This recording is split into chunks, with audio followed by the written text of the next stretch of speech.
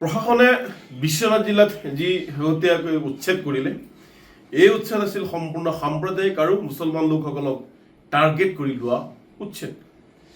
তাতে মছজিদ ভাঙিলে, তেওঁলোকে শ্মশান থৈ দিলে, কোটিপতিৰ ব্যৱসায়ীৰ চাহ বাগিচা থৈ দিলে, কিন্তু বাছি বাছি ধৰ্মীয় সংখ্যালঘু লোকসকলক হিমন্ত বিশ্ব শৰ্মাৰ বুলডোজাৰ চলিল।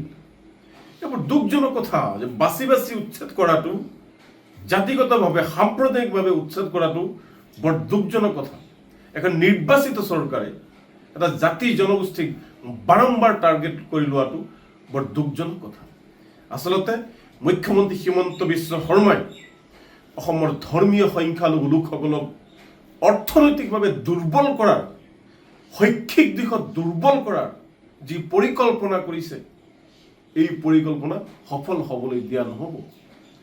আমি ভাৰতৰ মানুহ, ধৰ্মীয় সংখ্যালঘু লোকসকল হাড়ে সিমজুৱে ভাৰতীয় আৰু অসমীয়া মানুহ। তেওঁলোকৰ অধিকাৰ কোনেও কাঢ়ি নিব নোৱাৰে। তেওঁলোকে কলমৰ জৰিয়তে আগন্তুক দিনত, কাগজৰ জৰিয়তে আগন্তুক দিনত ইয়াৰ প্ৰত্যুত্তৰ দিবলৈ সাজু হৈছে। এতিয়া ক্ষমতাৰ বলত মুখ্যমন্ত্ৰী ডাঙৰীয়াই নিজৰ আৰক্ষী প্ৰশাসন তেওঁৰ লগত থকা বাবে যি অত্যাচাৰ চলাইছে, যি হিটলাৰী ৰাজ চলাইছে, ভগৱানেও ক্ষমা নকৰিব, আল্লাহও ক্ষমা নকৰিব। মানুহ ভগৱানৰ সৃষ্টি, প্ৰকৃতিৰ সৃষ্টি। প্ৰকৃতিৰ সৃষ্টিক মানুহে ধ্বংস কৰাটো প্ৰকৃতিৰ বাবে অপৰাধ হয়। গতিকে আমাৰ বাবে মছজিদ, মন্দিৰ, গীৰ্জা, কবৰস্থান, শ্মশান সকলোৱে একে হ'ব লাগে, একে দৃষ্টিৰে চাব লাগে। মানুহে তাত আল্লাহ বিচাৰে, ভগৱান বিচাৰে, গড যীশু খ্ৰীষ্টক বিচাৰি যায়। এটা পবিত্ৰ স্থান হয়।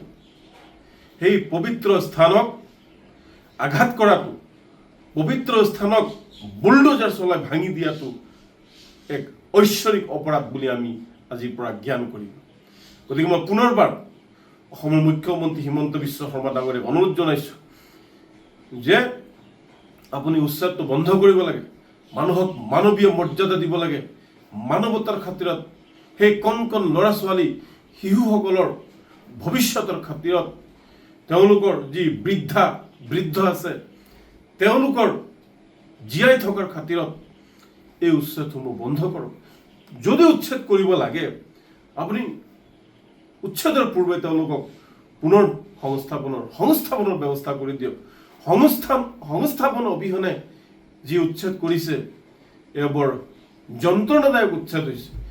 বৰষুণ দিলেও মানুহ থাকিব নোৱাৰা হৈছে, ৰ'দ দিলেও থাকিব নোৱাৰা হৈছে, মানুহ খাদ্যৰ অভাৱত ভুগিছে। গতিকে এই নিৰ্বাচিত চৰকাৰখনে বা প্ৰশাসনে মানুহৰ অভাৱ, অভিযোগ, দুখ যন্ত্ৰণাবোৰ বুজি পোৱাৰ বাবে আমি নেমচৰ ফালৰ পৰা আহ্বান জনাইছোঁ। যিকোনো খবৰৰ বাবে যোগাযোগ কৰক 7099017330 লগতে 7099017110 নম্বৰত।